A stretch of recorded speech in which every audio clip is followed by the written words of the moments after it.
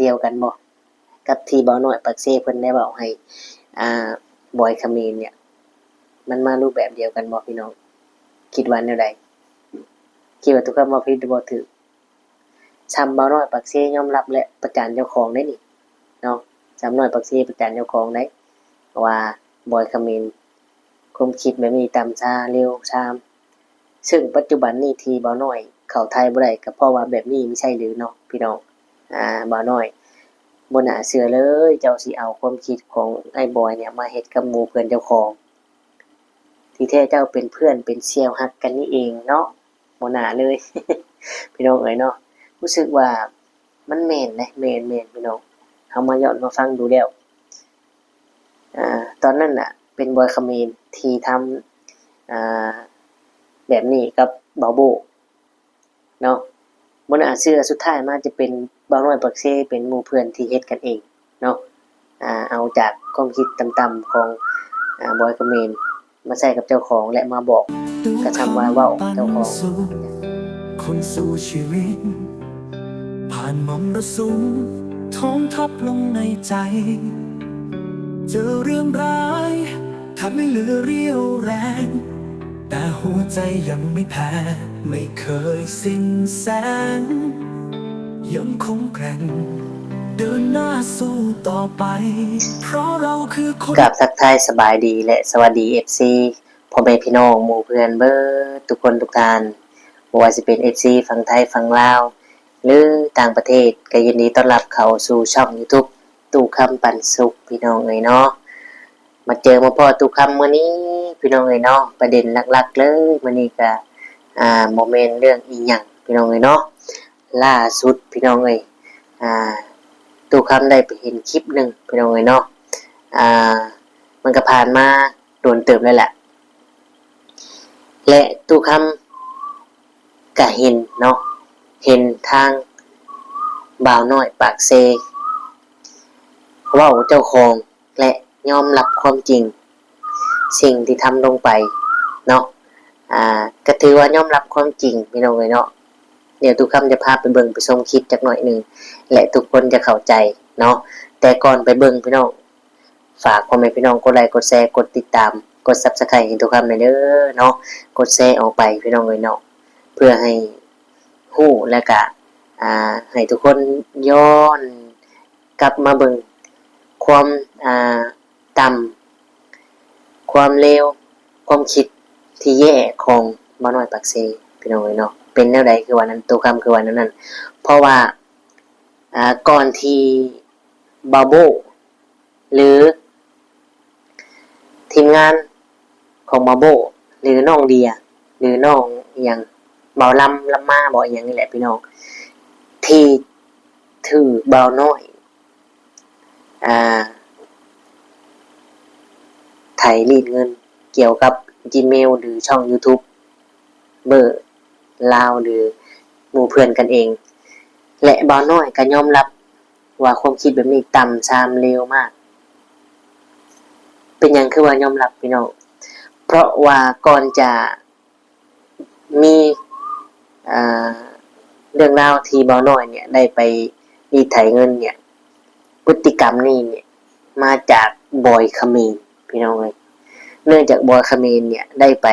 แบนคลิปหรือว่าเรียกไถเงินหรือว่าออกมาเสือกเรื่อง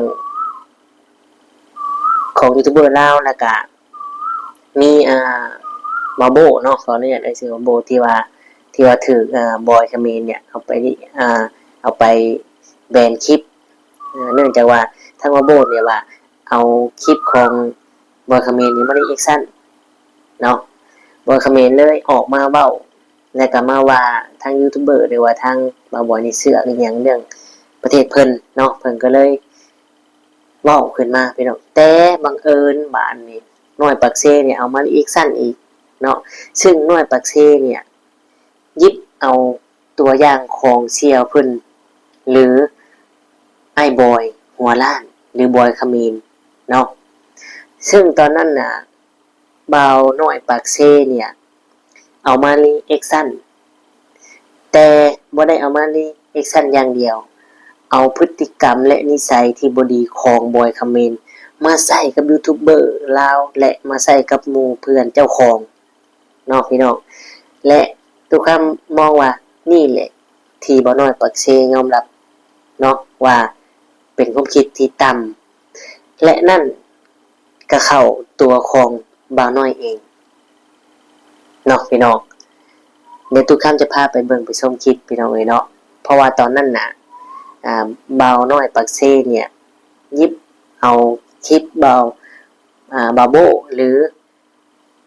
บักบอยคาเมนเนี่ยมารีแอคชั่นว่าให้บอยคาเมนเนาะว่าบอยคาเมนเนี่ยซัวซาต่ำมากที่ใช้ความคิดแบบนี้เนาะในตอนนั้นนะพี่น้องบ่น่าเชื่อเลยว่าบ่าวน้อยปักเซเนี่ยจะเป็นคนต่ำคือกันกับบ่าวอย่างบักบอยคาเมนหัวละพี่น้องเนาะซึ่งตอนนั้นเนี่ยเป็นบอยคาเมนที่ออกความคิดเห็นแบบนี้แต่บ่าวน้อยปักเซก็เอาความคิดนั้นจากบอยคาเมนมาทำกับยูทูบเบอร์ลาวหรือมาทำกับหมู่เพื่อนเจ้าของกับคนลาวคือกันเช่นน้องเดียหรือบาโบเนาะพี่น้องเห็นบ่ย้อนมาเบิ่งเนี่ยเห็นบ่พี่น้องมันย้อนมาเบิ่งแล้วเนี่ยเห็นบ่มันมีตัวอย่างบ่น้อยปักเซก็หยิบเอาตรงนั้นน่ะมาเฮ็ดกับหมู่เพื่อนซึ่งมันเป็นนิสัยที่เลวทรามและต่ำช้าอย่างที่เราบอกเนาะบ่น้อยปักเซก็เป็นคนเว้าเองพี่น้องเอ้ย เป็นคนเว้าเองว่าผมคิดตามมากที่เฮ็ดแบบนี้เนาะและมารีดไถเงินความคิดที่เลวช้าต่ำช้าบ่น่าเชื่อว่าบ่น้อยปักเซจะหยิบเอาความคิดที่บ่ดีของบอยคาเมนเนี่ยมารีดไถเงินกับยูทูบเบอร์ลาวหรือกับน้องเดียหรือบาโบมาทำลงมือทำซะเองเนาะพี่น้องทุกคำคิดว่ามองว่าอาจจะเป็นแบบนี้เนาะก็ถือว่าบ่น้อยปักเซเนี่ยยอมรับแล้วว่าเจ้าของเป็นคนเฮ็ดอีหลีและบ่น้อยปักเซก็เป็นคนเว้าให้เจ้าของเพราะว่าเจ้าของก็เป็นคนทำบ่ต่างอีหยังกับบอยคาเมนเลยเนาะและก็กวนตีนคำบอกคำจาคำเล่นกวนคือกันเลยกับบอยคาเมนหัวล้านนี่พี่น้องเอ้ยเนาะ เอาเดี๋ยวทุกคำจะพาพ่อแม่พี่น้องไปเบิ่งไปชมคลิปถ้าว่าบ่เชื่อเนาะอันนี้ทุกคำในเขาเบิ่งและย้อนถึงว่าโอ้เนาะที่แท้มันมาจากเชี่ยวเพิ่นนี่เองมาจากเพื่อนเพิ่นเองเนาะน่าสิชมไปอยู่นำกันเลยพี่น้องเอ้ยเนาะ เอาพี่น้องถ้าว่าทุกคำว่าผิดพลาดประการใดก็กราบขอโทษขออภัยนำหลายๆเด้อเนาะพี่น้องเนาะบางเทื่อทุกคำอาจจะรู้ทางบ่ถึงการบางเทื่อทุกคำก็อาจจะหยุดเนาะอาจจะหยุดเว้าเรื่องนี้หรือติดตามนั่นแหละเพราะว่าเนี่ยบ่น้อยเพิ่นสิคิดบ่ดีอีกพี่น้องเอ้ยเนาะแต่ที่จริงทุกคำก็บ่ได้มีจุดประสงค์หยังให้กำลังใจคือเก่าเพียงแต่ว่าสิ่งที่เพิ่นเฮ็ดเพิ่นทำเนี่ยมันบ่ถูกมันบ่งามเฮาก็เป็นคนลาวคือกันเป็นคนประเทศเดียวกันบ่อยากให้มีตัวอย่างบ่อยากให้มียูทูบเบอร์เป็นแนวนี้เฮ็ดแนวนี้เนาะเพราะเฮาก็อาชีพเดียวกันนะทุกคำก็เลยบ่อยากให้มันมีบ่อยากให้มันเป็นตัวอย่างพี่น้องเอ้ยเนาะสิ่งบ่ดีก็ควรออกมายอมรับและปรับปรุงขอโทษไปซะอย่างน้องมะนาวกับไอ้เกดมณีกับแม่เฒ่านี่เห็นบ่ออกมายอมรับความจริงขอโทษและปรับความเข้าใจกันก็ได้พี่น้องเนาะอันนี้ก็คือกันเอา FC คิดว่าสิ่งที่ทุกคำเว้าเนี่ยมันออกมาในรูปแบบนี้บ่หรือบ่แม่นก็คอมเมนต์กันเข้ามาเนาะไปเบิ่งไปชมคลิปนํกันว่ามันสิ่งที่เว้ามันออกมาในรูปแบบที่ทุกคำเว้าบ่เนาะไปเบิ่งไปชมกันเลยเราไปแจ้งความลงบันทึกประจำวันไปเรียบร้อยแล้วนะครับต้องการเงินผมก็คงไม่มีให้จากภาพที่เราเห็นนะคือหน้าคุณบอยเนี่ยครับไหนมึงก็เสือกเรื่องกูแล้วก็เรื่องประเทศกูแล้วนะเดี๋ยวกูจัดให้นะไหนถ้ามึงเสือกละครับมึงเลือกทางนี้เองนะมึงเลือกเองนะเดี๋ยวกูจะจัดให้แล้วกันเนาะ เพจมึงอะเพจอะไรบ้าง คนขี้แพ้ มักจะผ่านไปทั่วนะบอยเนา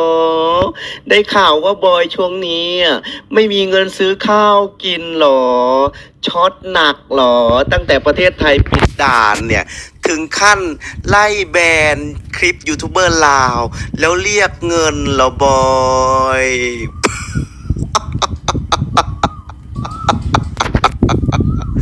ปัญญามีแค่นี้เหรอบอยไม่มีปัญญาอื่นแล้วหรอวิธีหาเงินน่ะเวลาออกมาพูดน่ะพูดเรื่องโกหกหลอกลวงพอยูทูบเบอร์ลาวเอาคลิปมารีแอคชั่นเอาคลิปมาตอบโต้ถึงขั้นจ้างสแกมเมอร์ไล่แบน ไม่ได้แบนอย่างเดียวนะแบนแล้วก็เรียกเงินอีกด้วยแหมนี่เหรอที่เรียกตัวเองว่าเป็นเศรษฐีอ่ะที่เรียกว่าตัวเองว่าเป็นคนรวยอ่ะที่กินก๋วยเตี๋ยวอาหารภัตตาคารอ่ะ ก็แง่ละสิเงินขนผักเงินส่งผักช่วงนี้อ่ะมันไม่พอกินไม่พอใช้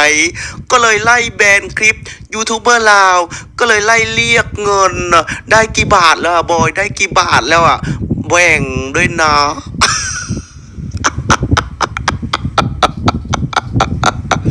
ทุกคนล่าสุดนะครับยูทูบเบอร์ลาวเนี่ยเริ่มมีความเสี่ยงแล้วนะครับทุกคนนะใครที่เอาคลิปไอ้บอยไปทำหรือว่าไปรีแอคชั่นต่อนะครับตอนนี้นะ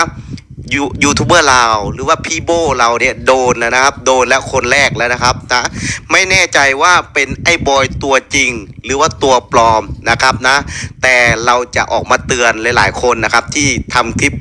เขมรนะคลิปไอ้บอยนะครับนะระวังนะตอนนี้กำลังมีมิจฉาชีพนะครับอ้างตัวว่าเป็นไอ้บอยหรือว่าเป็นไอ้บอยตัวจริงหรือเปล่าอันนี้ก็ไม่รู้เหมือนกันนะครับทุกคนแต่ว่าพี่โบเนี่ยโดนแล้วนะครับตอนนี้พี่โบกำลังไปแจ้งความนะไปแจ้งความดำเนินคดีนะครับเพราะว่าพี่โบเนี่ยมีเลขบัญชีนะมีเลขบัญชีมีหลักฐานนะครับหลักฐานในการพูดคุยต่างๆนานานะครับกำลังไปแจ้งความนะถ้าเป็นไอ้บอยทำเนี่ยนะถ้าเป็นไอ้บอยทำเนี่ยบอกเลยว่าต่ำมากๆนะครับนะพูดให้คนอื่นพูดได้ด่าคนอื่นด่าได้พอเขาด่ากลับรับไม่ได้ไล่แบนแจ้งแบนดีกว่าเพราะว่ากูสู้ยูทูบเบอร์ลาวไม่ไหวอ่ะมันเอาความจริงมาพูดหมด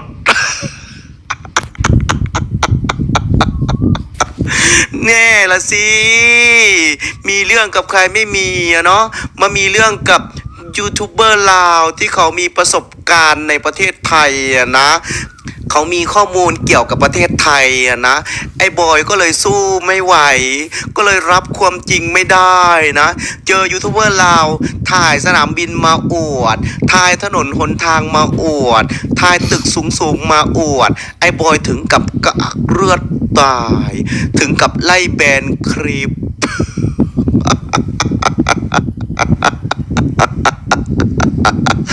บอยนะบอยนะหัวก็ล้านนะโตก็โตแล้วนะไม่ควรทำพฤติกรรมต่ำๆแบบนี้นะบอยนะถ้าไม่มีเงินน่ะถ้าช็อตน่ะถ้าต้องการเงินน่ะบอกคนไทยได้นะบอยนะเอาหัวมาแลก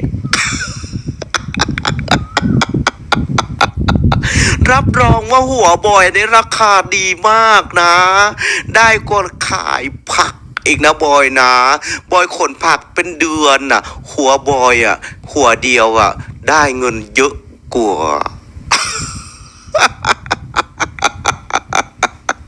แล้วก็บอยก็สบายไปทั้งชาตินะชาติหน้าโน่นหลับยาวอ่ะแล้วก็กินข้าวผ่านทูบ โอเคทุกคนเดี๋ยวไปรับชมคลิปไอ้บอยนะครับที่ออกมาขู่จะแบนตัดภาพมาพี่น้อง เดี๋ยวหัวขึ้นหน่อยปักเซ่พี่น้องเลยเนาะถ้าเจ้าไปหัวเลาะแบบนี้กับครูอลีเจ้านะเจ้าโดนบาท่าเขาเนี่ยพี่น้องเลยเนาะ เป็นยังไงหลังจากที่ได้เบิ่งในชมคลิปความหมายที่เจ้าคำเบาออกมาเชิญออกมาเนี่ยในรูปแบบอันเดียวกันบ่กับที่เบาหน่อยปักเซ่เพิ่นได้บอกให้ อ่าบอยคามีนเนี่ย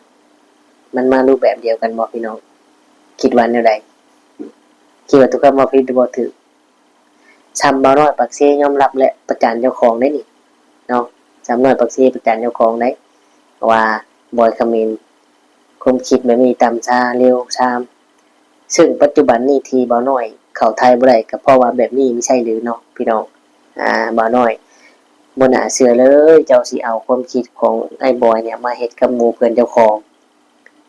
ที่แท้เจ้าเป็นเพื่อนเป็นเสี่ยวฮักกันนี่เองเนาะบ่น่าเลย พี่น้องเอ้ยเนาะรู้สึกว่ามันแม่นนะแม่นพี่น้องเฮามาย้อนมาฟังดูแล้วตอนนั้นน่ะเป็นบอยคามีนที่ทำแบบนี้กับเบาโบเนาะบ่น่าเชื่อสุดท้ายมาจะเป็นบ่าวน้อยปักเซเป็นหมู่เพื่อนที่เฮ็ดกันเองเนาะเอาจากความคิดต่ำๆของบอยคามีนมาใส่กับเจ้าของและมาบอกกระทำว่าเว้าเจ้าของปัญญาเจ้าของเนาะพี่น้องเนาะแม่นบ่ที่ทุกคำเว้าหรือว่าจังไดถ้าว่าบ่แม่นทุกคำก็กราบขอโทษขออภัยนำหลายๆเนาะทุกคำก็บ่อยากให้มันเกิดขึ้นยูทูบเบอร์คือกันคนลาวคือกันอย่าเฮ็ดพฤติกรรมแบบนี้เนาะมันบ่งามมันเสียชื่อเสียงคนลาวและภาพลักษณ์เนาะอย่างเช่นเห็นบ่เขมรตอนเนี้ยที่เป็นกระแสดราม่ากันอยู่เนาะมีนักโทษชาวจีน